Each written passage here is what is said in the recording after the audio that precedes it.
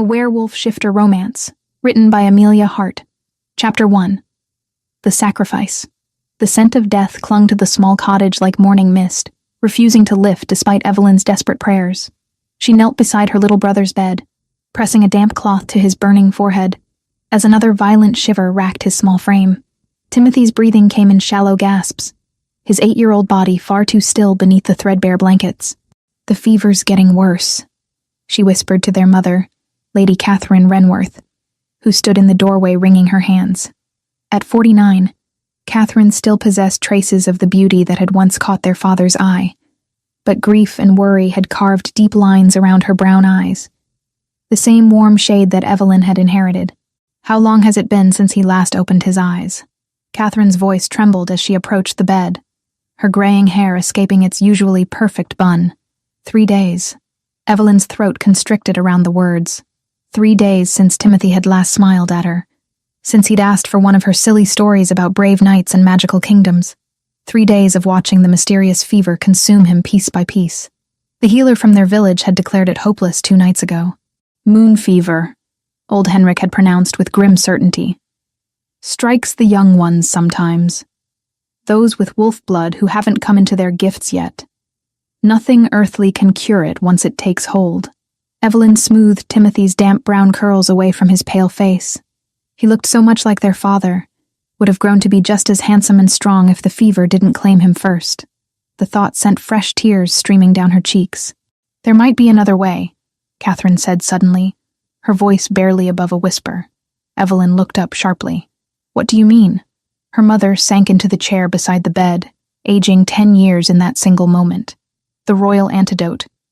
They say the Alpha King's treasury holds remedies for ailments that normal healers cannot touch. Magical cures collected from across the realm." "The Alpha King?" Evelyn's blood chilled. Everyone in the kingdom knew of Magnus Valdrek, the blind ruler who had united the fractured territories through sheer force of will despite his affliction. Stories spoke of his ruthless efficiency, his cold demeanor, the way grown warriors trembled in his presence. "Mother, what are you suggesting?" Catherine reached across the bed to grasp Evelyn's hand, her fingers ice-cold despite the warmth of the room. "He has no queen, no heir. The nobles have been pressuring him to take a wife for years." The words hung in the air like a death sentence. Evelyn felt the floor tilt beneath her knees as understanding crashed over her. "No, absolutely not.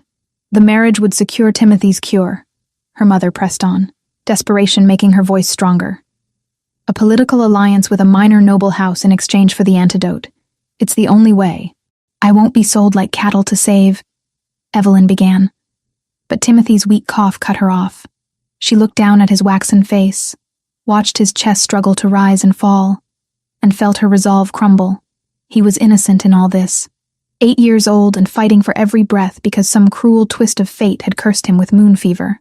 "The king is blind, not cruel," Catherine said softly, reading the conflict in her daughter's expression. "Perhaps he would be kind to you. Kind. As if kindness could make up for sacrificing her entire future to a man she'd never met. A man whose very presence was said to make hardened soldiers weep with terror. But what choice did she have? Watch Timothy die, or condemn herself to a loveless marriage? "How would we even approach him?" Evelyn asked, hating herself for considering it. "Lord Grayson owes our family a debt. He could arrange an audience, present you as a suitable bride. The king's advisors have been searching for potential queens among the noble houses." Timothy stirred slightly, his cracked lips parting as if trying to speak. Evelyn leaned closer, catching the faint whisper of her name. Her heart shattered completely. "I'll do it," she said, the words tearing from her throat like pieces of her soul. "If it will save him, I'll marry the Alpha King." The journey to the royal castle took 2 days through autumn forests, ablaze with gold and crimson. Evelyn sat rigidly in the carriage, her best dress, a simple blue gown that had belonged to her grandmother, carefully arranged around her. She'd pinned her long chestnut hair into an elaborate style that Catherine had fussed over for an hour that morning, declaring it fit for a queen. The irony wasn't lost on her. She was about to become a queen, and all she felt was emptiness. Lord Grayson, a portly man with kind eyes and a nervous disposition, had been apologetically efficient in arranging the meeting. His Majesty was intrigued by the proposal. he'd explained during their brief stop at his manor. A marriage of mutual benefit. Your bloodline is respectable, and you're certainly comely enough. Comely enough. As if her appearance were the most important qualification for becoming queen of the realm. The castle rose before them like a great stone beast, its towers reaching toward storm-darkened clouds. Guards in black and silver livery flanked the massive gates, their eyes tracking the carriage with professional wariness. Everything about the place spoke of power and controlled violence. "Remember," Catherine murmured as they passed through the courtyard, "be respectful. Keep your eyes down. And whatever happens, think of Timothy." The throne room was a study in intimidation. Massive stone columns supported a vaulted ceiling that disappeared into shadows, while banners bearing the royal coat of arms, a silver wolf rampant on a black field, hung like silent sentinels along the walls. Courtiers in expensive clothing clustered in small groups, their conversations dying as Evelyn entered. And there, on the throne carved from black stone, sat the Alpha King. Magnus Valdrek was nothing like she'd expected. The story spoke of his blindness as if it were a weakness, but the man before her radiated power like heat from a forge. He was tall, even seated, with broad shoulders filling out his dark velvet doublet. His hair was black as midnight, falling in waves to his collar, and his face was all sharp angles and aristocratic lines, but it was his eyes that held her transfixed. A pale blue-gray that seemed to look right through her, despite their sightless state. "Approach," he commanded, his voice a rich baritone that resonated through the vast chamber.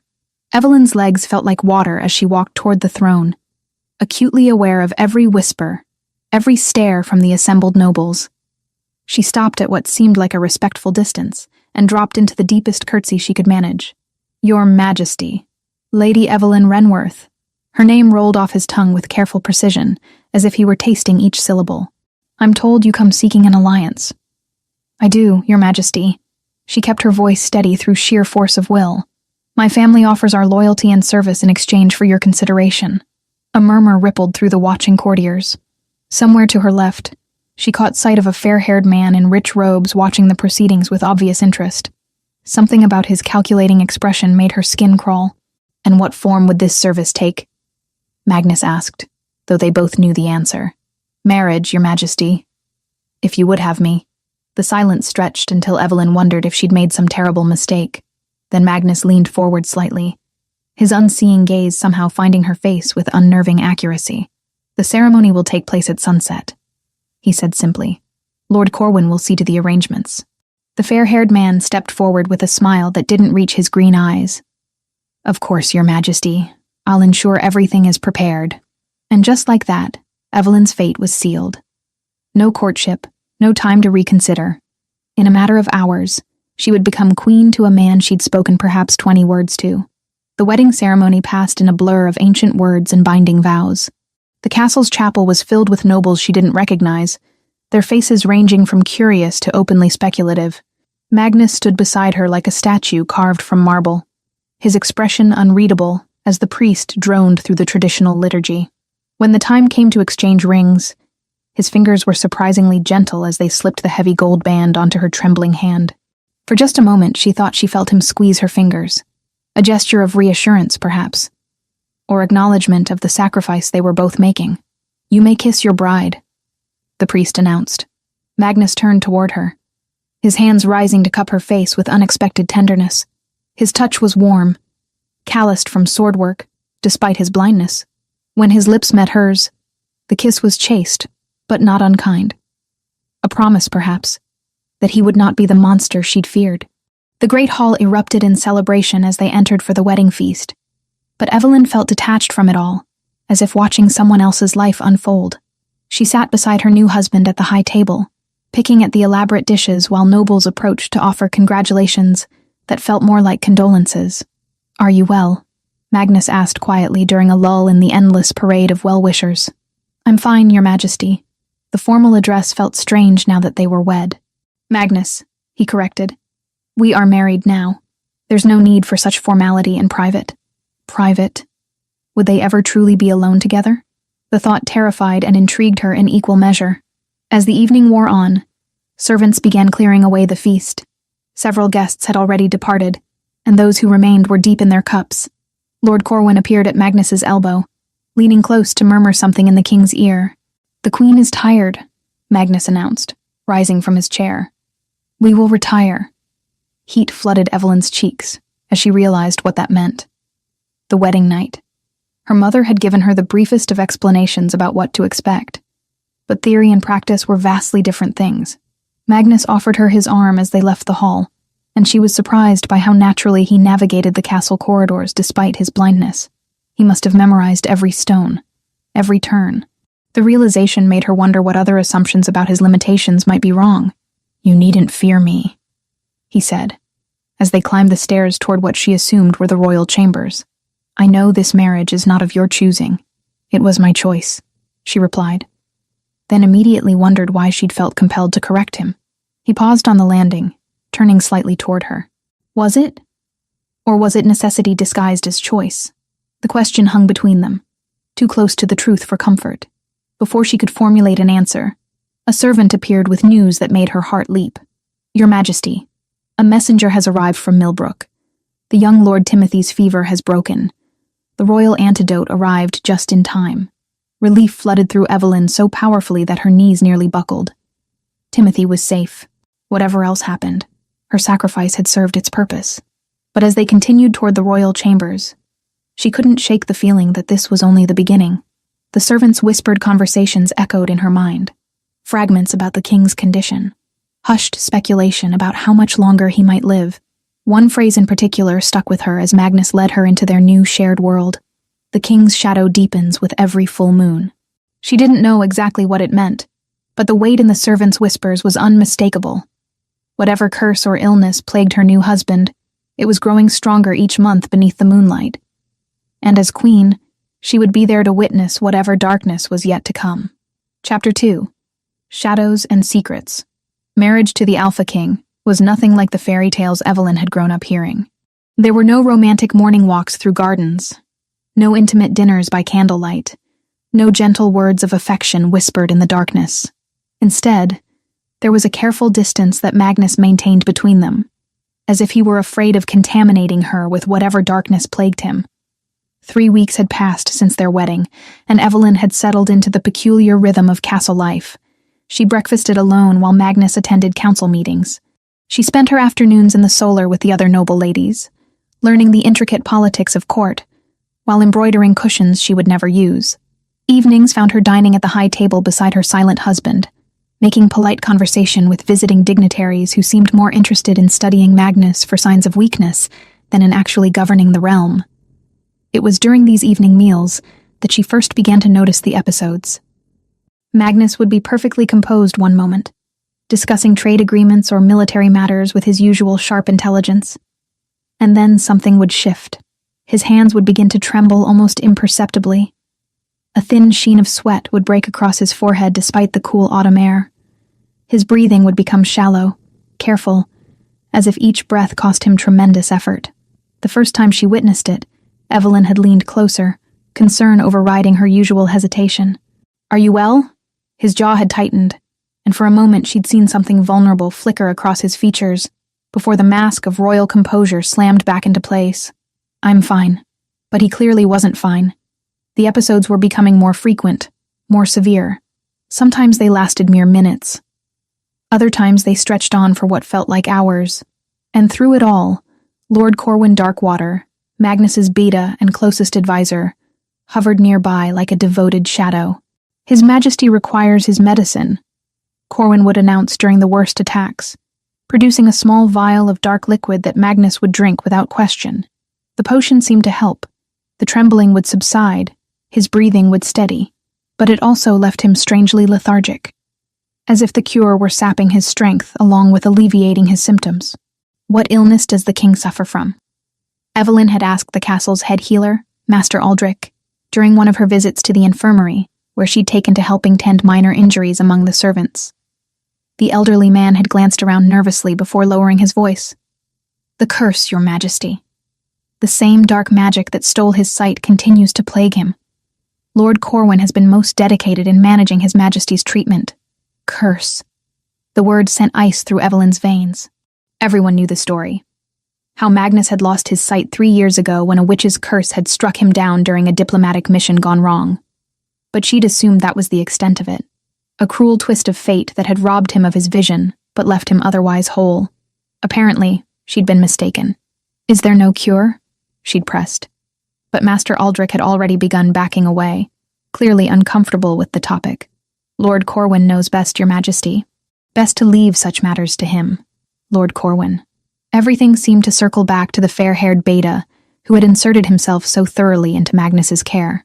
Evelyn had initially been grateful for his attention to her husband's needs, but lately, something about his constant presence had begun to unsettle her. It was the way he watched Magnus during the episodes, she realized, not with concern or sympathy, but with a calculating interest that made her skin crawl, as if he were studying the effects of the illness, rather than genuinely caring about alleviating them. "You're troubled," Magnus observed one evening, as they walked slowly through the castle's upper corridors. It had become their routine, a brief constitutional before retiring to their separate chambers. Magnus claimed the walking helped clear his head after long days of governance, and Evelyn had taken to guiding him past tapestries and suits of armor, describing the artwork he could no longer see. "The autumn light is beautiful this time of day," she said instead of answering his observation. "Golden and warm, turning everything it touches to amber. There's a portrait of your grandfather just ahead. He has your eyes, though his are blue where yours are gray." Magnus's steps slowed. "My eyes were blue once. Before. The admission hung between them like a bridge she wasn't sure she was brave enough to cross. The curse changed them? Among other things. His voice carried a weight of loss that made her chest tighten. "Tell me, what color are yours?" "I never thought to ask." "Brown. Nothing special." His free hand rose suddenly, fingers brushing against her cheek with startling gentleness. "May I?" Evelyn's breath caught as she nodded, then remembered he couldn't see the gesture. "Yes." His touch was feather-light as he traced the contours of her face. The sweep of her cheekbones, the line of her jaw, the curve of her lips. His fingertips were warm and slightly calloused, and she found herself leaning into the contact despite herself. "Beautiful," he murmured, so quietly she almost missed the word. "I can feel your warmth. Smell the jasmine oil you wear in your hair. But I'll never see the color of your eyes or the way sunlight turns your hair to copper." The raw pain in his voice made tears prick behind her eyes. Without thinking, she covered his hand with hers, pressing his palm fully against her cheek. "I'm sorry for what was taken from you." For a moment, they stood frozen in that intimate tableau, her hand over his fingers mapping the geography of her face. She could feel his pulse thrumming beneath her touch, steady and strong despite the weakness that periodically claimed him. Then footsteps echoed in the corridor behind them, and Magnus jerked his hand away as if burned. "Your Majesty," Corwin's smooth voice cut through the moment like a blade. "I've been looking for you. It's time for your evening medication." Magnus straightened, the vulnerable man disappearing behind his royal facade. Of course. But as Corwin approached with his ever-present vial of dark liquid, Evelyn caught something in the Beta's expression that made her stomach clench. Satisfaction. As if he'd planned the interruption, orchestrated it to remind them both of Magnus's dependence on his treatments. "Perhaps we should continue this tomorrow," Magnus said, accepting the vial from Corwin's hands. "The medicine makes me drowsy." Evelyn nodded, but her mind was racing as she made her way back to her chambers. The timing of Corwin's arrival, the knowing look in his green eyes, the way Magnus's episode seemed to worsen whenever the Beta wasn't immediately available with his treatments. It all felt wrong somehow. That night, sleep eluded her completely. She paced her chambers until the fire burned low, replaying every interaction she'd witnessed between Magnus and his supposedly devoted Beta. The more she thought about it, the more convinced she became that something was terribly amiss. Near midnight, she heard it. Magnus's voice from the adjoining royal chamber, rough with pain and barely controlled panic. "Corwin, please. I need..." Evelyn pressed her ear to the connecting door, her heart hammering as she listened to her husband's distress. Heavy footsteps crossed the room. Corwin, responding to the king's call. "Of course, Your Majesty, but the dose will need to be stronger this time. The curse is progressing. Whatever it takes," Magnus gasped. "Just make it stop." There was a long moment of silence. Then Magnus's breathing gradually steadied. But instead of leaving, Corwin lingered, and Evelyn had to strain to catch his words. Sleep well, Your Majesty. Tomorrow we'll discuss increasing the frequency of treatments. We can't have these episodes interfering with your duties. No, Magnus agreed weakly. The kingdom needs me strong. Indeed it does. Something in Corwin's tone made Evelyn's blood freeze. Sleep now. I'll be here to ensure you're not disturbed. As Corwin's footsteps retreated, Evelyn sank to the floor beside the door, her mind reeling. The casual way he'd mentioned increasing the treatments, the almost proprietary note in his voice when he'd spoken of Magnus's needs. It all pointed to a level of control that went far beyond normal medical care. And then there were his final words, heavy with implication. I'll be here to ensure you're not disturbed. Not protected. Not cared for. Disturbed. As if Magnus were some kind of experiment that required careful monitoring, rather than a king deserving of genuine healing. Dawn was breaking over the castle walls when understanding finally crystallized in Evelyn's mind. She didn't know how yet, and she couldn't prove it, but every instinct she possessed was screaming the same terrible truth. Corwin wasn't trying to cure Magnus. He was slowly, methodically, killing him. Chapter 3. The Investigation. The castle's ancient library had become Evelyn's sanctuary in the weeks following her wedding. Hidden away in the highest tower, surrounded by dusty tomes and forgotten histories, she could think clearly without Corwin's calculating green eyes tracking her every movement. Today, however, her purpose was far from leisurely reading. Curses of the Northern Kingdoms, she murmured, tracing her finger down the spine of a leather-bound volume. Magical afflictions and their remedies. The books were old, some of their pages crumbling at the edges, but they contained knowledge that might save her husband's life, if she was right about Corwin's treachery. The morning sun streamed through the library's tall windows, casting dancing patterns across the wooden tables where Evelyn had spread her research. She'd been here since dawn, poring over every reference to blindness-inducing curses she could find, and the picture emerging was troubling. According to the texts, true magical curses were remarkably consistent in their effects. They struck swiftly and completely, leaving their victims with permanent but stable disabilities. A curse that caused blindness wouldn't continue to worsen over time. It would simply render the victim sightless and then remain dormant. But Magnus's condition was anything but stable. The episodes were becoming more frequent, more severe. His hands shook with increasing regularity, and she'd noticed him struggling to maintain his balance during their evening walks. Whatever was affecting him was progressive, not static, which meant it might not be a curse at all. Researching your husband's affliction? Evelyn spun around to find Master Aldrich standing in the doorway, his weathered face creased with what might have been sympathy. The old healer moved slowly into the library, his gnarled hands clasped behind his back. I'm trying to understand what happened to him, she admitted. The histories don't seem to match what I'm observing. Aldrich nodded slowly, glancing around to ensure they were alone before approaching her table. You're an intelligent woman, Your Majesty. More intelligent than many give you credit for. Something in his tone made her pulse quicken. What do you mean? I've served this castle for 40 years, he said quietly. I've seen many ailments, many treatments, and I've learned to recognize when something doesn't quite fit the pattern. Evelyn's heart hammered against her ribs. Are you saying you don't believe the king suffers from a curse? Aldrich was quiet for a long moment, studying the books scattered across her table. When he finally spoke, his voice was barely above a whisper. 3 years ago, His Majesty was the picture of health. Strong as an ox, eyes like a hawk, reflexes that could put men half his age to shame. Then he returned from that diplomatic mission changed. The curse? So we were told. Aldrich's fingers drummed nervously against the table's edge. But curses don't typically require daily treatment, Your Majesty. They're fixed magical states, not progressive illnesses. The confirmation of her own suspicions sent a chill down Evelyn's spine. Then what do you think is wrong with him? I think, Aldrich said carefully, that you should be very cautious about who you trust with your questions. Before she could press him further, footsteps echoed in the stairwell leading to the library.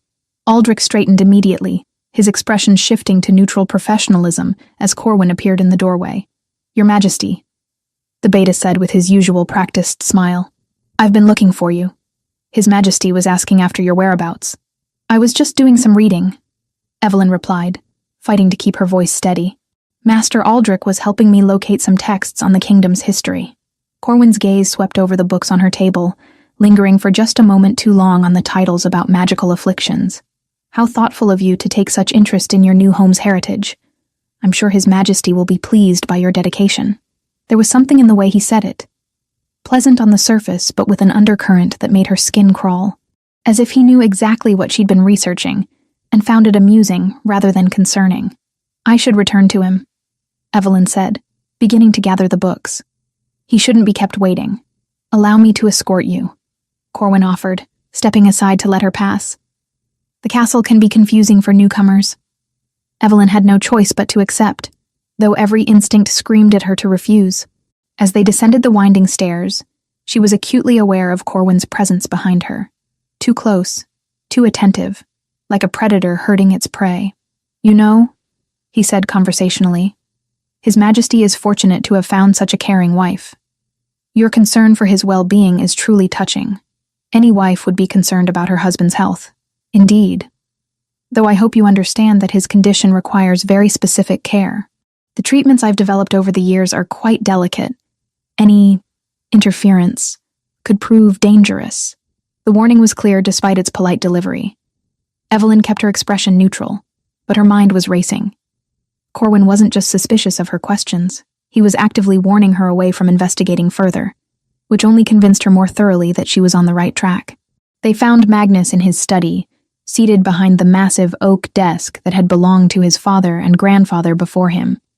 Stacks of documents covered its surface, and he was running his fingers over the pages with practiced efficiency, reading the raised seal impressions and dictating responses to a scribe. "Evelyn," he said, his face brightening as she entered. The transformation was remarkable, the careful mask of royal composure melting away to reveal something warmer, more genuine. "I was hoping you might join me for lunch." "I'd be honored," she replied, and was surprised to realize she meant it. Somewhere in the weeks since their marriage, she'd begun to genuinely care for this complex man who bore such heavy burdens with quiet dignity. "Excellent. Corwin, that will be all for now." The dismissal was polite but firm, and Evelyn caught a flicker of something, annoyance, frustration, cross the beta's features before he bowed and withdrew. "You've been avoiding me," Magnus observed once they were alone. Evelyn felt heat rise in her cheeks. "I didn't want to intrude on your duties." "My duties don't extend to meals."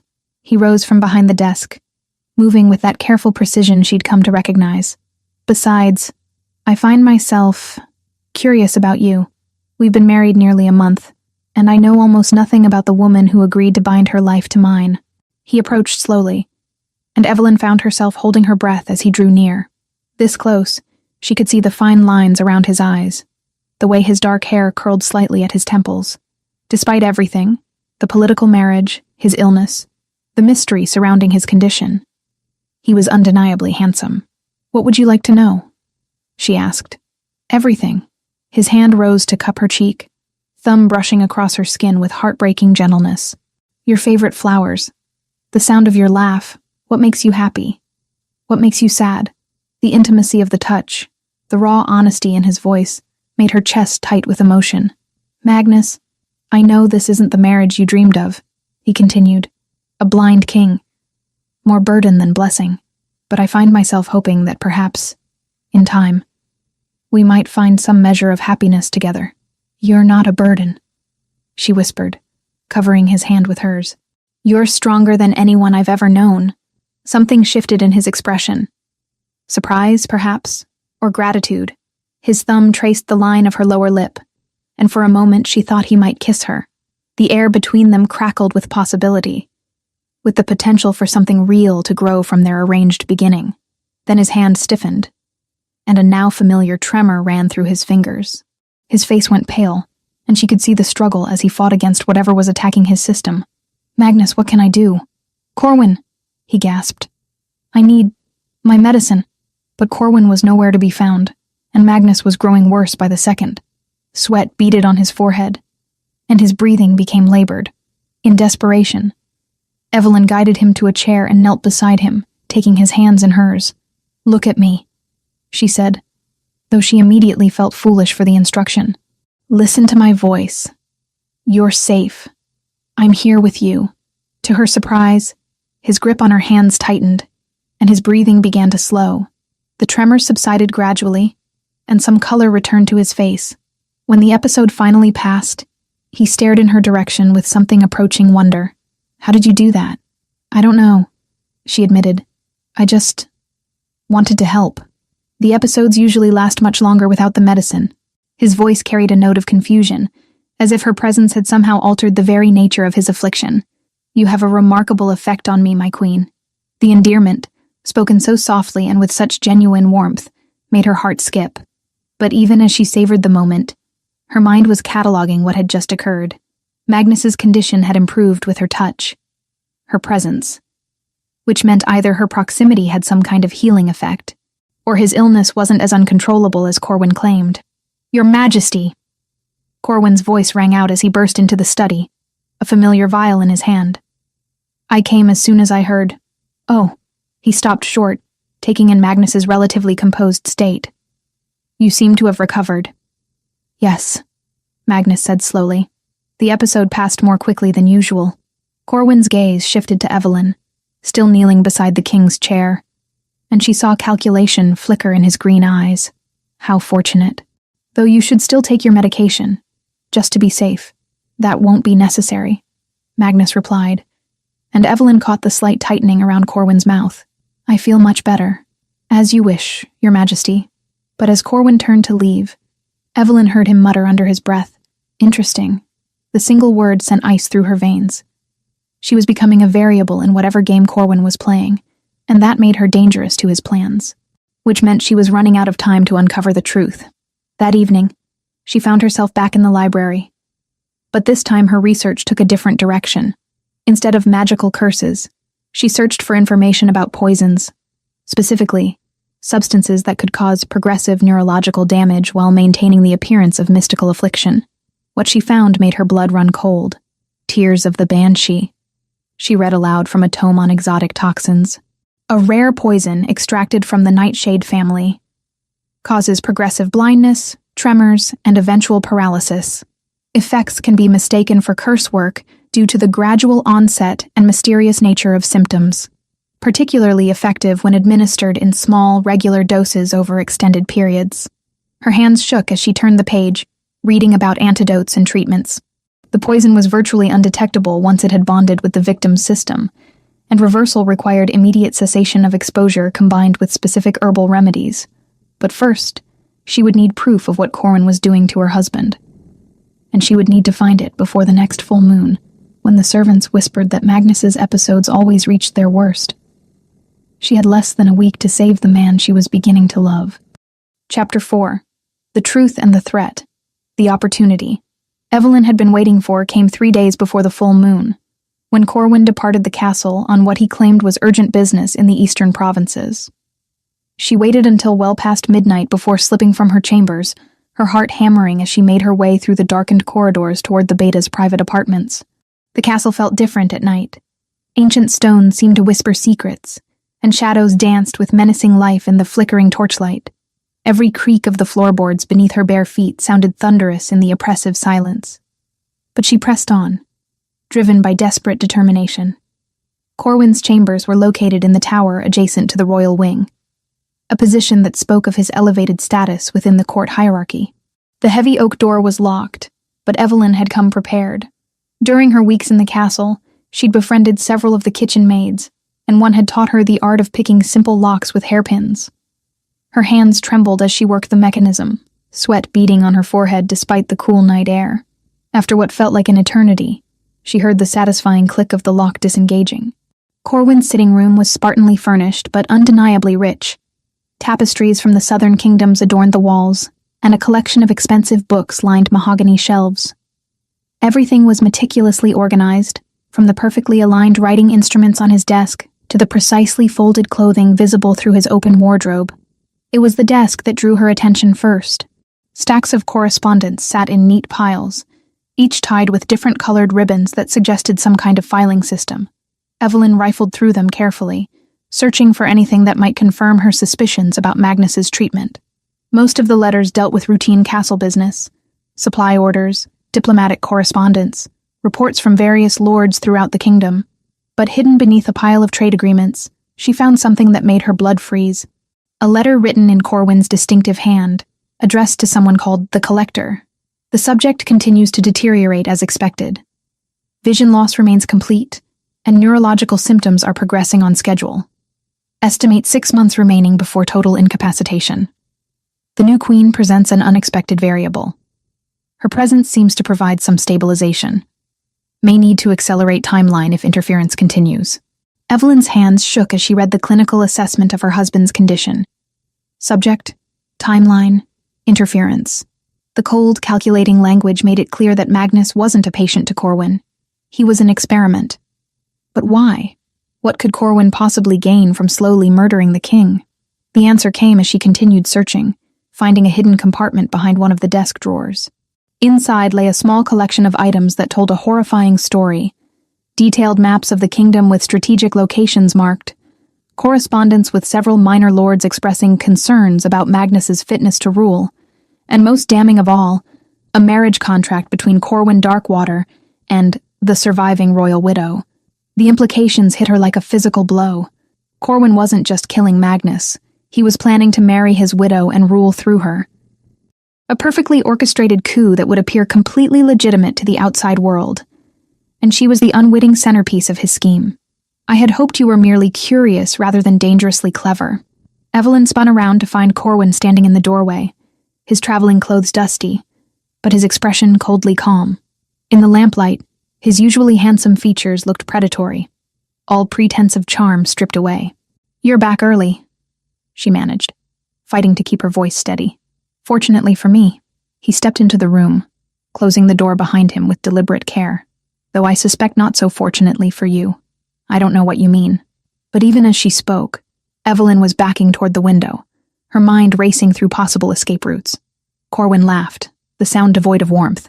"Please, Your Majesty. We're both intelligent people. You've discovered my little collection, and I've caught you red-handed. Let's not insult each other with denials." He moved to his desk, noting the displaced papers with obvious displeasure. "You've been busy. Tell me, what gave me away? I thought I'd been quite careful." "The progression of Magnus's illness," Evelyn said, abandoning any pretense. "Curses don't work that way." "Ah, a student of magical theory. How refreshing." Corwin opened one of the desk drawers, withdrawing a small crystal vial filled with dark liquid. "You're absolutely right, of course. Tears of the Banshee, a much more reliable method than messy assassination attempts. Why?"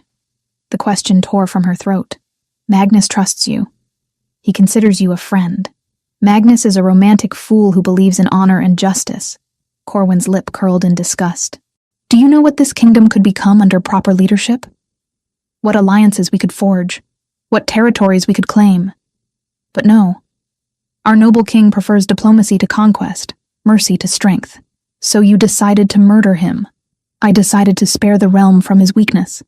Corwin set the vial on the desk with careful precision. The plan was quite elegant, really. A slow decline that would appear natural, followed by a grieving period where his devoted beta would care for the royal widow. Eventually, romance would bloom from shared sorrow, and I would become king through marriage rather than violence. The lords would never accept you as ruler, wouldn't they? By the time Magnus dies, I'll have spent months demonstrating my competence while he grows increasingly incapacitated. His widow, devastated by grief, overwhelmed by royal duties, would naturally turn to her late husband's most trusted advisor for guidance and comfort. His smile was reptilian. The marriage would seem not just appropriate but necessary for the stability of the realm. Evelyn felt sick as she realized how thoroughly Corwin had planned every detail. "But I wasn't supposed to be here. You needed a different queen for your plan." "True. Your marriage was an unexpected complication." His eyes narrowed. "You were supposed to be a brief political alliance. Grateful for the elevation, content to remain in the background while I handled the real business of governance. Instead, you've proven inconveniently perceptive, and inconveniently stabilizing to Magnus's condition. That too." Corwin picked up the vial again, rolling it between his fingers. "Your presence seems to counteract some of the poison's effects. Fascinating, really, though ultimately irrelevant." "What do you mean?" "I mean, my dear queen, that your investigation ends tonight." He pulled another item from the drawer, a second vial, this one containing a clear liquid. "Accidental poisoning is such a tragic thing. You'll sample some wine intended for your husband, not knowing it contains a concentrated dose meant for his final treatment. Terror clawed at Evelyn's throat. He'll never believe I died accidentally. Won't he? His beloved wife, killed by his own medicine because she was trying to help him during one of his episodes? Corwin's expression was almost pitying. The guilt alone will probably kill him faster than the poison. A counter-proposal. I'm listening. You will say nothing about what you've discovered tonight. You will continue to play the devoted wife while Magnus completes his decline. And in exchange, your family will remain safe. Your brother. Your mother. Everyone you hold dear. And if I refuse? Corwin's smile returned, cold and sharp as a blade. Then tomorrow morning, you'll receive tragic news from Millbrook. Timothy's fever has returned with a vengeance. Your mother has taken ill as well. Such a pity that the royal antidote seems to have lost its potency. The threat hit her like a physical blow. Images flashed through her mind. Timothy's pale face burning with fever. Her mother collapsed beside his bed. Both of them suffering while she remained trapped and helpless in the castle. You already have people watching them, she realized. I have people watching everyone who matters to me, Your Majesty. The question is, do you value your husband's life more than your family's? It was an impossible choice, and they both knew it. Evelyn closed her eyes, feeling the walls of Corwin's trap closing around her. If she exposed him, her family would die. If she remained silent, Magnus would continue his slow descent toward death, and she would eventually become Corwin's unwilling bride. You need more time to consider, Corwin observed with false sympathy. I understand. It's a weighty decision, but don't take too long. Magnus's condition is becoming quite severe. I'd estimate he has perhaps 2 more weeks before the final stages begin. 2 weeks, 14 days to find some way out of this nightmare. Some solution that would save both her husband and her family. I'll keep your secret, she said finally, the words tasting like ash. For now. Wise choice. Corwin returned both vials to the drawer, his manner once again that of the helpful, concerned Beta.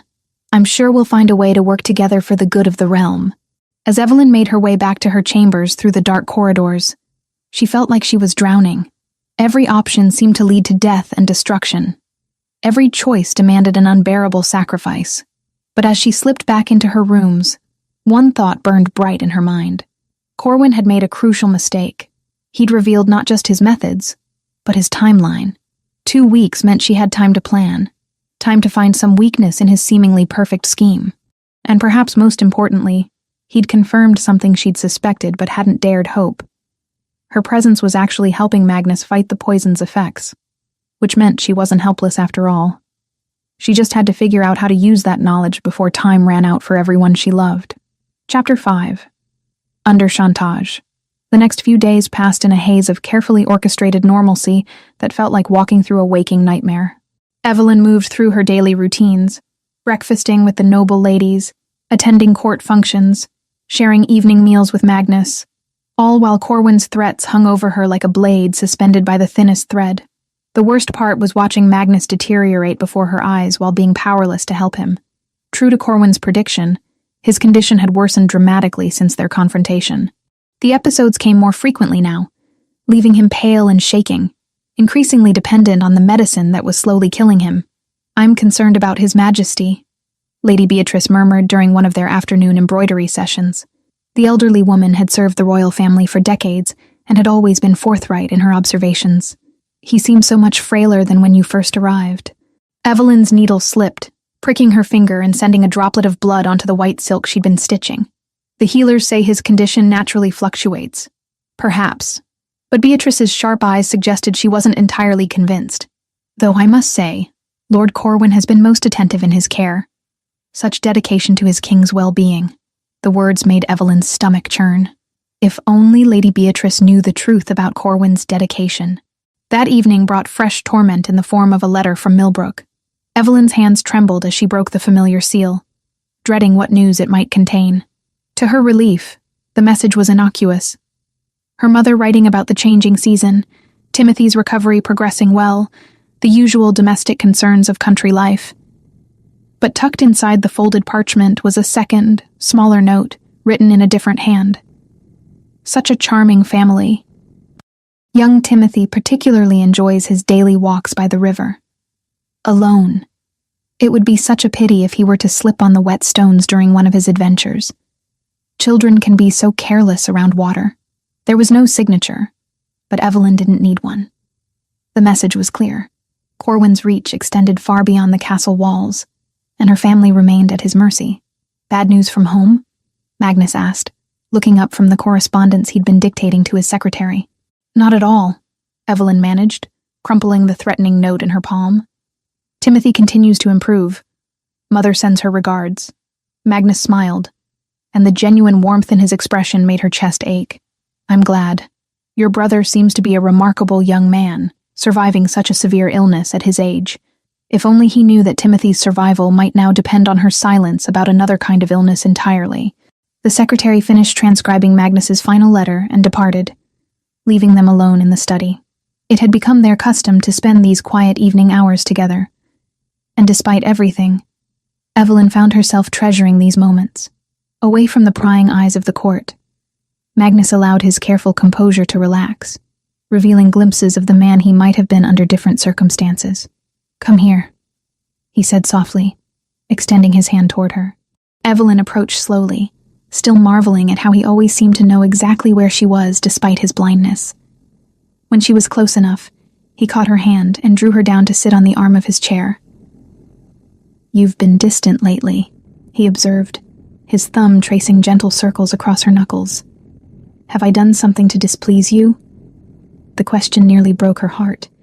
Here was a man slowly dying by poison, worried that he had somehow failed to be a good husband to the woman who was being forced to watch it happen. You could never displease me, she whispered, and was startled to realize how much she meant it. Somewhere in the weeks since their wedding, her feelings had evolved far beyond dutiful obligation. She was genuinely, desperately in love with this complex, honorable man, which made her forced silence even more unbearable. I worry about you, Magnus continued, his other hand rising to cup her cheek. You carry such sadness in your voice lately. If there's anything troubling you, anything at all, I want to help. Evelyn leaned into his touch, fighting back tears. I just hate seeing you suffer. The episodes have been so much worse recently. I know. His expression grew troubled. Corwin says it's the natural progression of the curse, that we should expect the symptoms to intensify before they stabilize. But I confess, there are times when I wonder if I'll lose my mind before my sight returns. Her heart clenched at the hope in his voice, the belief that his vision might eventually be restored. What if it never comes back? Would that change how you feel about us? Never. His response was immediate and fierce. Sight is just one sense among many. I can hear the music in your voice, feel the gentleness in your touch, smell the jasmine you wear in your hair. I can map the geography of your face with my fingertips and know that you're more beautiful than any woman I've ever seen. His thumb brushed across her lower lip, sending heat spiraling through her chest. Besides, I'm beginning to suspect that some things are more clearly seen with the heart than with the eyes. The tenderness in his voice, the way he touched her as if she were something precious and fragile, made her breath catch. Before she could second-guess herself, she leaned down and pressed her lips to his. The kiss was everything she'd dreamed it might be. Soft at first, then deepening as Magnus's hand tangled in her hair. She could taste the wine from dinner on his lips, feel the controlled strength in his arms as he pulled her closer. When they finally broke apart, both were breathing hard. Evelyn, he murmured against her temple, her name a prayer on his lips. I love you, she whispered, the words torn from her very soul. I know this marriage wasn't supposed to be about love, but I can't help it.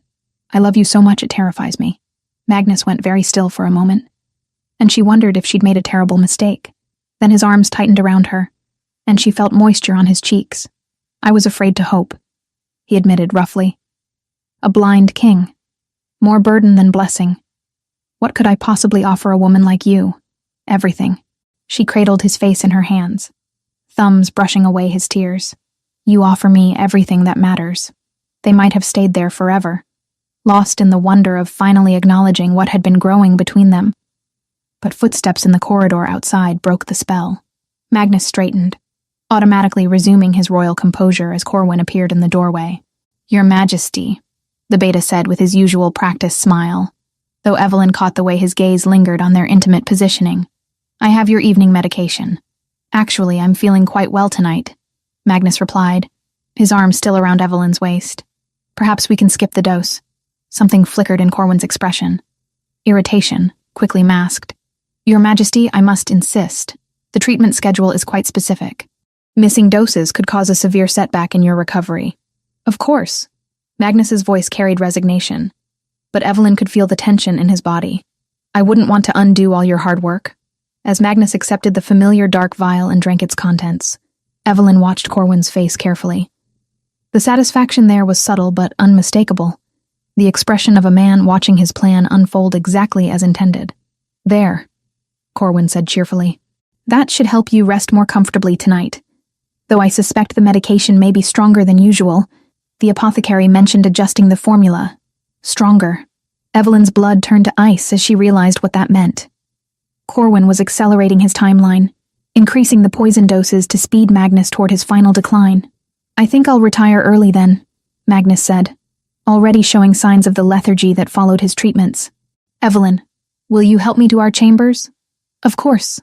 As they made their slow way up the stairs, Magnus leaning more heavily on her arm than usual, Evelyn's mind raced. Corwin had been clear about his expectations. She was to remain silent while Magnus died, then accept the Beta's marriage proposal for the good of the kingdom. But what he hadn't counted on was the depth of her feelings for her husband. She wasn't going to stand by and watch the man she loved waste away, no matter what threats hung over her family. By the time they reached the royal chambers, Magnus was struggling to keep his eyes open. Evelyn helped him to bed, her heart breaking as she watched him fight against the drugged stupor. "Stay with me," he mumbled, catching her hand as she started to withdraw. "Please, these nightmares, they're getting worse." Evelyn settled beside him on the bed, stroking his hair as his breathing gradually evened out. But she didn't sleep. Instead, she lay in the darkness, forming desperate plans. She needed an antidote to the tears of the Banshee. She needed proof of Corwin's treachery. And she needed to find some way to protect her family while she worked to save her husband. It seemed impossible. But as she listened to Magnus's labored breathing and felt the fever building in his skin, she knew she had no choice. Love demanded that she try, even if the attempt destroyed them both. The next morning brought another message from Millbrook. This one far more urgent than the previous evening's veiled threats. Timothy had suffered a relapse. Not of the moon fever, but of something new and mysterious that had left him bedridden and burning with fever. "The local healer is baffled," her mother wrote. "It came on so suddenly, and nothing seems to help. I fear we may lose him after all." Evelyn read the letter 3 times, her hands shaking with rage and terror. Corwin had made good on his threat, striking at her family to ensure her continued compliance. More bad news? Corwin himself appeared at her elbow, his tone solicitous but his eyes cold with calculation. "Timothy has taken ill again," she said, fighting to keep her voice level. "How terrible. I do hope it's nothing serious." But his expression suggested he knew exactly how serious it was. "Perhaps you should consider visiting him, if His Majesty can spare you." The offer hung between them like poisoned honey. They both knew she couldn't leave, not with Magnus deteriorating so rapidly. And that was exactly what Corwin had planned. "I think I'll stay," she said carefully. "My husband needs me here." "How devoted of you." His smile was sharp as a blade. "Though I do worry about young Timothy. Children can decline so quickly from mysterious ailments." The threat was clear.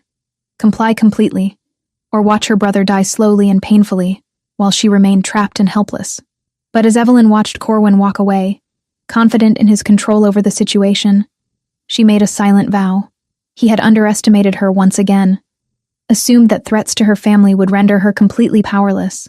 He was about to learn how wrong he was. That night, as Magnus slept deeply under the influence of his increased medication, Evelyn began to put her desperate plan into motion. She had perhaps a week before the poison reached its final fatal stages. It would have to be enough. Chapter 6. Battle of the Wolves. The antidote had taken Evelyn 3 precious days to prepare. Stolen hours in the castle's abandoned alchemical laboratory, while Magnus slept under increasingly heavy sedation. The ancient text she'd found described a complex mixture of silver leaf, moonwort, and purified spring water that could neutralize the tears of the Banshee, but only if administered before the poison reached its final stages. She prayed she wasn't too late. Magnus had grown frighteningly weak in recent days. The tremors were constant now, and he rarely stayed conscious for more than a few hours at a time. When he did wake, his words were often confused, rambling speeches about enemies in the shadows and plots against the crown that Corwin dismissed as fevered delusions. If only he knew how close to the truth those delusions really were. "His Majesty is asking for you," Corwin announced, appearing in the doorway of the solar where Evelyn had been pretending to embroider. "Though I'm afraid he's quite disoriented. The curse seems to be affecting his mind now as well as his body." Evelyn set down her needlework with hands that trembled only slightly. "I'll go to him immediately. I should warn you," Corwin continued, falling into step beside her as they made their way toward the royal chambers. "His condition may be disturbing. Perhaps it would be better if you waited until he's more lucid. My place is at my husband's side," she replied firmly. Disturbing or not, she caught the flash of irritation in Corwin's expression before he smoothed it away. "Of course, Your Majesty. How devoted you are." They found Magnus in bed, his skin gray and clammy with fever sweat. His dark hair clung to his forehead, and his breathing was shallow and labored. But his eyes, those pale blue-gray eyes that had captured her heart, tracked toward her voice when she spoke. "I'm here," she said softly, taking his hand in hers. "I'm right here. Evelyn?" His voice was barely a whisper. "They're coming for us. In the shadows. They're planning—" "Shh." She smoothed his hair back from his face, noting how his skin burned with unnatural heat. "You're safe. I'm here with you. The wine," he mumbled, his grip on her hand surprisingly strong. "Don't drink the wine. Promise me. Promise you won't." Evelyn's blood chilled. Even in his fevered state, Magnus was trying to warn her about something. Did he suspect? Had some part of him realized what was being done to him? "I promise," she whispered. "I won't drink anything I shouldn't." "Good." His eyes drifted closed. "So tired, but I can't sleep. The dreams, they show me such terrible things." Corwin stepped forward with his familiar vial of dark liquid. "His Majesty needs his medication. It will help him rest." "No." The word came out sharper than Evelyn intended. "Let him sleep naturally. He seems calmer now." "I'm afraid that's not possible. His condition requires precise timing for the treatments." Corwin's tone was pleasant but implacable. "We can't risk allowing the symptoms to spike again." Magnus stirred at the sound of their voices, his hand tightening on Evelyn's. "Don't let them," he whispered. "The poison. In everything." Corwin's expression hardened. "You see? The fever makes him paranoid, delusional. He needs the medicine to clear his mind." But Evelyn was studying her husband's face, seeing past the obvious signs of illness to something deeper. His words weren't random. They were warnings. Somehow, despite the drugs clouding his thoughts, Magnus knew, perhaps not the full extent of Corwin's betrayal, but enough to understand that he was being slowly murdered. "I won't let anyone hurt you," she said, loud enough for both men to hear. "I swear it." Magnus's eyes opened, focusing on her with startling intensity. "My brave queen," he breathed. "My heart. My mate." The word hit her like lightning. Mate. In the world of shifters, the term carried profound meaning, a bond deeper than marriage, a recognition of souls destined for each other. And somehow, despite his human upbringing, Magnus had found the right word for what they'd become. "Yes," she whispered, tears streaming down her face. "Your mate, and I will protect you." "How touching," Corwin said dryly. "But sentiment won't cure His Majesty's condition. Now, if you'll excuse me, I need to administer his treatment." He approached the bed with the poisoned vial, and Evelyn knew she was out of time. The antidote hidden in her dress pocket wouldn't work if Magnus received another massive dose of toxin. She had to act now, regardless of the consequences. "Don't come any closer," she said, rising to stand between Corwin and the bed. "Your Majesty, you're overwrought. Perhaps you should—" "I know what you've been doing." The words hung in the air like a death sentence. "I know about the tears of the Banshee. I know about your plans to marry me after Magnus dies. I know everything." Corwin went very still, his pleasant mask finally slipping completely. "I see. And what exactly do you plan to do with this knowledge?" "Expose you. Heal him. Make sure you never hurt anyone again." "I'm afraid that's not going to happen." Corwin set the vial on the bedside table and turned to face her fully. You see, I've already sent word to my associates in Millbrook. Poor young Timothy's condition has taken a severe turn for the worse. Without immediate intervention, he'll be dead within the hour. Evelyn's heart stopped. You're lying. Am I? Would you like to risk your brother's life on that assumption? His smile was cold as winter frost. Or perhaps your mother's. She was so distraught over Timothy's relapse that she collapsed. Such a weak heart. These older women sometimes have. Stop. The word tore from her throat. Please. They're innocent. Then stop interfering with my work. He picked up the vial again, moving toward Magnus. Accept that your husband is dying, and focus on preparing yourself for widowhood. But as Corwin reached for Magnus, something extraordinary happened. Despite his weakened state, despite the poison coursing through his system, the Alpha King began to shift. Evelyn had heard that Magnus was a powerful shapeshifter before his blindness, but she'd never seen him transform. Now she watched in awe as his human form blurred and reformed, bones reshaping, muscles expanding, until a massive black wolf lay on the bed where the man had been. Even poisoned and fevered, Magnus in his wolf form was magnificent. His coat was midnight black except for silver markings around his eyes, and despite his blindness, his head turned unerringly toward Corwin's scent. Impossible, Corwin breathed. The poison should have made shifting impossible, but Evelyn understood. Love had given Magnus the strength to transform. Desperation had given him the will, and the wolf knew, with instincts deeper than human reason, that his mate was in danger. You want to fight a wolf, Evelyn said, her own body beginning to tingle with the familiar sensation of approaching change. Then face two of them. Her own shift was less dramatic than Magnus's, but no less powerful. Her wolf form was smaller, sleeker, with a coat of rich chestnut brown that matched her human hair. But she was quick and fierce, and she had been preparing for this moment her entire life without knowing it. Corwin's eyes widened in shock as he found himself facing two wolves instead of a sick man and a helpless woman. This is impossible.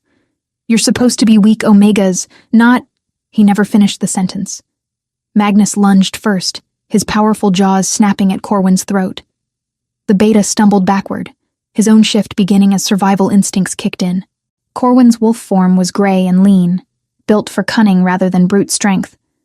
Under normal circumstances, he might have been a formidable opponent. But these weren't normal circumstances. He was facing an Alpha King fighting for his mate's life and his own survival, guided by an Omega female who had been using their mental bond to serve as his eyes. The battle was fierce, but brief. Corwin was skilled, but he was also alone, and the poison that should have weakened Magnus seemed to have no effect on his wolf form. Working together, Magnus and Evelyn cornered the treacherous beta against the chamber wall. When Magnus's jaws closed around Corwin's throat, the gray wolf went limp with a gurgling whine. It was over. As they shifted back to human form, Magnus collapsed immediately, the effort of transformation and combat draining what little strength he had left. Evelyn caught him as he fell, cradling his head in her lap as his breathing grew more labored. The antidote, she whispered, fumbling in her dress pocket for the vial she'd prepared. Magnus, you need to drink this. Please. His eyes fluttered open, focusing on her with immense effort. What is it? Your salvation. She held the vial to his lips. Trust me. Magnus drank the bitter liquid without question, his faith in her absolute despite everything. Then his eyes closed again, and his breathing steadied for the first time in weeks. Evelyn held him close, watching his face for signs of improvement. The antidote would take time to work, but she could already see some of the gray pallor leaving his skin. Is he? A voice asked from the doorway. Evelyn looked up to find Master Aldrich standing there, his face pale with shock as he took in the scene. Corwin's lifeless body, Magnus unconscious but breathing steadily, and the Queen cradling her husband with tears streaming down her face. He'll live, she said with fierce certainty. We both will. And the beta? Got what he deserved. Evelyn's voice was hard as steel. He was poisoning the king, slowly murdering him with tears of the banshee while planning to take the throne through marriage. Aldrich's expression shifted from shock to grim understanding. I suspected something was amiss, but I never imagined— Dear gods, your majesty. I should have spoken sooner. It's over now. She looked down at Magnus, whose breathing was growing stronger by the minute. and we're going to make sure nothing like this ever happens again." As the dawn light crept through the chamber windows, Evelyn felt something she hadn't experienced in months: hope. The immediate threat was ended, the truth was revealed, and her mate was beginning to heal. But she knew their trials weren't over yet. Magnus would need time to recover fully, and there would be questions about Corwin's death and the conspiracy he'd orchestrated. Most importantly, she needed to send word to Millbrook immediately to ensure her family's safety and expose whatever network of associates Corwin had been working with. For now, though, she was content to hold her husband close and feel his heartbeat growing stronger beneath her touch. They had faced the darkness together and emerged victorious. And soon, if the moon goddess willed it, Magnus might even be able to see her face when he told her he loved her. Chapter 7. Renewal and Recovery. 3 days after the confrontation with Corwin, Magnus opened his eyes to shadows and light, the first time in 3 years that his world wasn't shrouded in complete darkness. "Evelyn," he whispered, his voice stronger than it had been in weeks. "I can see shapes, movement." She was beside him instantly, her heart racing with hope and disbelief. "What do you see?" "Light streaming through the window. The outline of the bed hangings." His hand found her face with trembling fingers. "And something bright and warm that must be you." Tears spilled down her cheeks as she leaned into his touch. Master Aldrich had warned her that the antidote might restore some of Magnus's vision, but she hadn't dared hope for so much improvement so quickly. The poison's effects were truly reversing. Over the next week, Magnus's recovery progressed with remarkable speed. Each day brought clearer sight, stronger limbs, and more lucid thoughts. The tremors that had plagued him for months disappeared entirely, and his natural alpha strength began to reassert itself. But it was the emotional healing that touched Evelyn's heart most deeply. "Tell me about the battle," Magnus said one evening as they sat together in the garden, watching the sunset paint the sky in brilliant oranges and purples. His vision was still somewhat blurred, but he could make out colors and shapes now, enough to appreciate the beauty he'd been denied for so long. "We fought together," Evelyn said simply, "as mates should. I remember feeling your presence in my mind during the shift. Your wolf was guiding mine, helping me navigate without sight." He turned toward her, his blue-gray eyes focusing with increasing accuracy. "How is such a bond possible?" "I don't know." She took his hand, marveling at how steady his fingers were now. "But from the moment I first saw you, something inside me recognized you. Even when I thought this marriage was purely political, my heart knew better." Magnus raised their joined hands to his lips, pressing a gentle kiss to her knuckles. "My brave, brilliant queen. You saved my life in more ways than one." The investigation into Corwin's conspiracy had revealed the full scope of his treachery. Hidden documents in his chambers detailed correspondence with several ambitious nobles who had been prepared to support his claim to the throne through marriage. More disturbing still were the records of other accidents that had befallen potential rivals over the years. Magnus wasn't Corwin's first victim, merely his most important one. "The council has voted to strip House Darkwater of all titles and holdings," Magnus reported during one of their morning walks. "Corwin's younger brother has agreed to testify against the remaining conspirators in exchange for exile rather than execution. And my family? Timothy has made a full recovery. It seems Corwin's associates fled the moment word reached them of his death. Your mother sends her love and asks when she might visit her new son-in-law properly." Evelyn smiled, imagining her mother's reaction to learning that her daughter had not only married for love, but had fought wolves to save her husband. Catherine Renworth would be insufferably proud. But it was the personal revelations that mattered most to both of them. "I need to tell you something," Magnus said one afternoon as they stood on the battlements overlooking the kingdom. His vision had improved enough that he could make out the distant mountains, though details were still fuzzy. "About why I could shift during the battle, despite the poison. You found the strength because I was in danger. More than that." He turned to face her fully, his expression serious. "I've been able to sense you since our wedding night. Your emotions, your location, even your dreams sometimes. I thought it was wishful thinking, the desperate imaginings of a dying man. But when Corwin threatened you, when I felt your fear through our bond, something awakened in me that was stronger than any poison." Evelyn's breath caught. "You're saying we have a true mate bond? I'm saying that fate brought us together for reasons that go far beyond political necessity."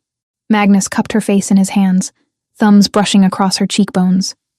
You are the other half of my soul, Evelyn. My heart, my anchor, my salvation. And you are mine, she whispered, rising on her toes to meet his kiss. This time, when their lips met, there was no hesitation, no careful restraint. Magnus kissed her with the fervor of a man who had nearly lost everything and found it again. And Evelyn responded with equal passion, pouring all her love and relief into the contact. When they finally broke apart, both breathing hard, Magnus rested his forehead against hers. "Marry me again," he said softly. "What?" "Our first wedding was a political arrangement. This time I want to marry you for love, before the moon goddess and all our people. I want everyone to know that you chose me, as I choose you, with our whole hearts." Evelyn's eyes filled with tears. Yes, absolutely yes. The ceremony took place 3 weeks later, under the full moon in the castle's great courtyard. Unlike their first wedding, this celebration was joyous, filled with genuine well-wishers who had come to love their brave queen and witness their king's remarkable recovery. Timothy had arrived from Millbrook the day before, his 8-year-old face bright with excitement as he was fitted for his role as ring-bearer. Lady Catherine wept happy tears as she helped Evelyn prepare, marveling at how love had transformed her daughter from a frightened girl into a radiant woman. "You look like a queen," Catherine said, as she adjusted Evelyn's new silk gown, this one chosen for beauty, rather than political expediency. "I feel like one," Evelyn replied, and meant it. The scared young woman who had agreed to marry a stranger to save her brother seemed like a different person entirely. The ceremony itself was everything their first wedding had not been. Intimate despite the crowd, joyful despite the solemn vows, and absolutely genuine in every word spoken. When the priest pronounced them husband and wife, in the bonds of true love, Magnus lifted Evelyn's veil with hands that trembled not with poison, but with emotion. "Hello, my beautiful wife," he said softly, his vision now clear enough to see her face in perfect detail for the first time. "Hello, my beloved husband," she replied, and kissed him as the crowd erupted in cheers. The celebration continued long into the night, but eventually, Magnus and Evelyn slipped away from the festivities to walk alone in the moonlit gardens. The same path where they had first begun to fall in love now served as witness to their complete devotion. "Do you regret any of it?" Magnus asked, as they paused beside the fountain where he had first touched her face. "The arranged marriage, the danger, the uncertainty? Never." Evelyn's response was immediate and fierce. "Every moment of pain led us to this happiness. Every trial made us stronger together. Even if you could go back and choose differently?" She considered the question seriously, thinking of all the paths her life might have taken. She could have refused the marriage, let Timothy die, remained safe in her small village existence. She could have accepted Corwin's threats, stayed silent, watched Magnus die rather than risk her family. But none of those choices would have led her here, to this moment, to this man who saw her as his equal and his salvation. "I would make the same choice every time," she said finally, "because it led me to you." Magnus pulled her close, holding her against his chest, where she could hear his strong, steady heartbeat, so different from the irregular rhythm she had feared losing forever. "My heart belongs to you," he murmured against her hair, "for this life and whatever comes after, and mine to you," she replied. "Always and forever." Above them, the full moon shone down with silver light, blessing their union and illuminating the future that stretched ahead. Uncertain in its details, but absolutely secure in its foundation of love, trust, and unshakable devotion. They had been forged in fire and emerged as pure gold, stronger for their trials, and ready for whatever challenges might come. Together, they would rule with wisdom and compassion, building a kingdom worthy of the love that had saved them both. And in a few months' time, when Evelyn discovered she was carrying the heir they had both hoped for, their joy would be complete. But for now, it was enough to stand in the moonlight, holding each other close, and know that they had found their happily ever after despite all odds. The abandoned bride had become a beloved queen.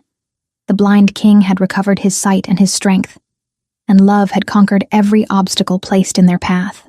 Chapter 8. The Legacy. 5 years had transformed the kingdom of Valdrek in ways that still amazed those who remembered the dark days of Corwin's conspiracy. Where once fear and suspicion had ruled the corridors of power, Now laughter echoed through the castle halls, and genuine warmth characterized the relationships between the royal family and their subjects. Queen Evelyn stood on the highest balcony of the castle, watching her 4-year-old twins race through the gardens below, under the watchful eye of their Uncle Timothy, now 13, and serving as a page in the royal guard.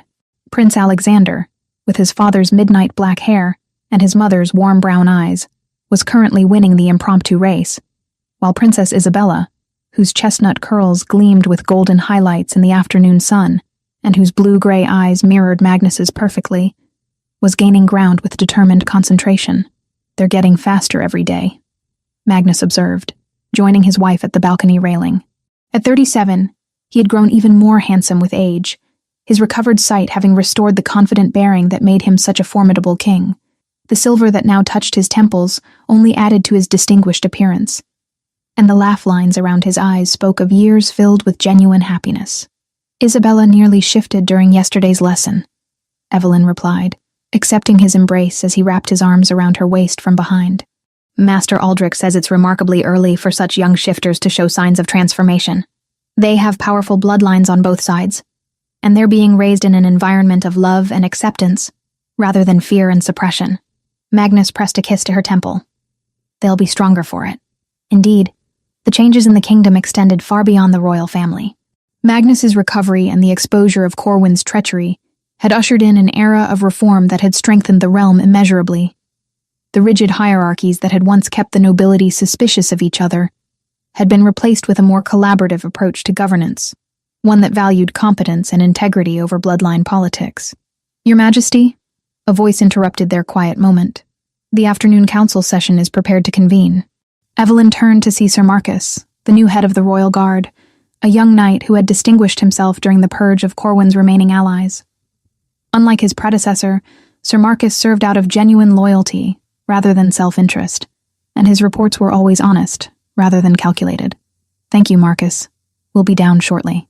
Magnus's easy familiarity with the guard spoke to another of the changes in the castle's atmosphere.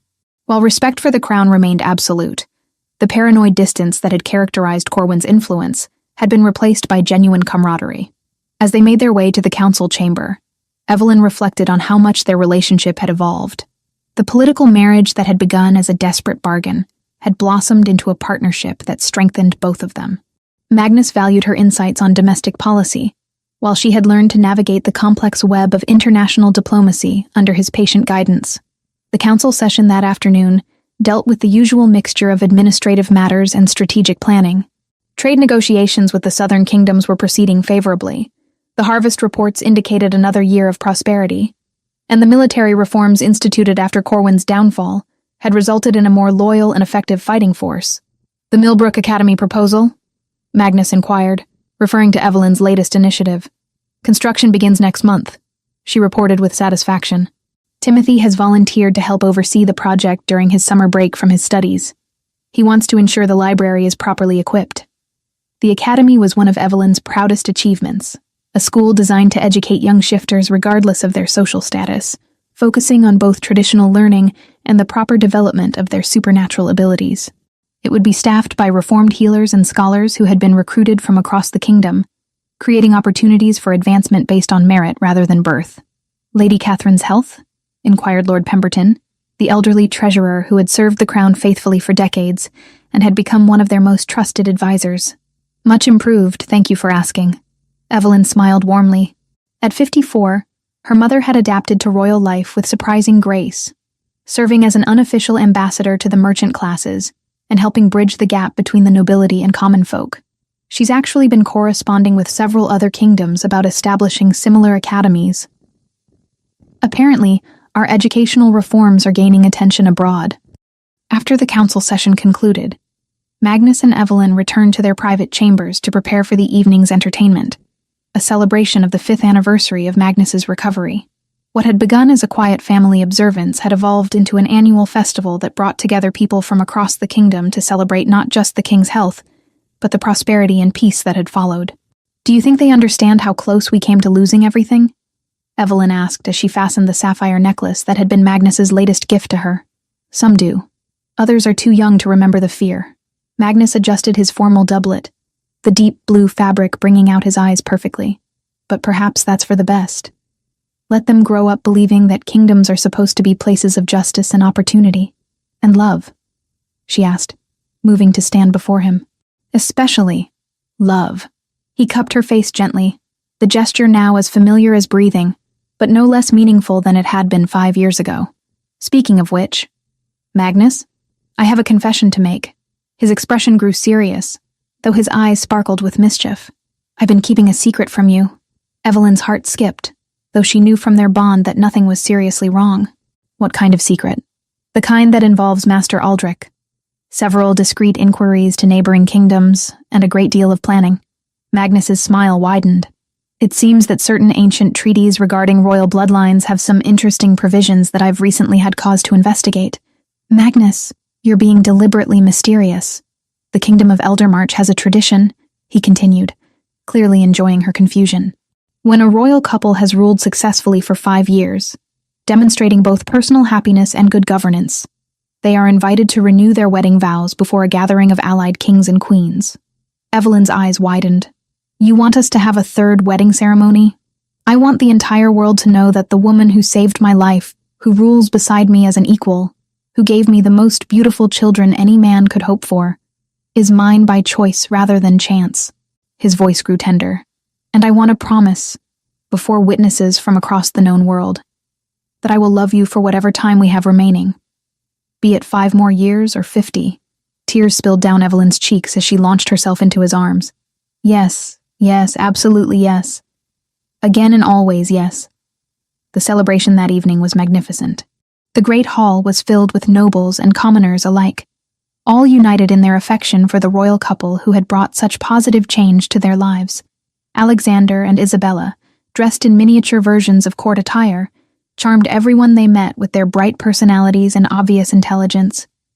Timothy, now tall and lean like his father had been, served as one of Magnus's attendants for the ceremony, his pride in his sister evident in every gesture. Lady Catherine, radiant in rose silk, wept happy tears as she watched her daughter renew vows with the man who had transformed from stranger to beloved son-in-law. But it was the moment when Magnus and Evelyn spoke their personally written vows that truly captured everyone's attention.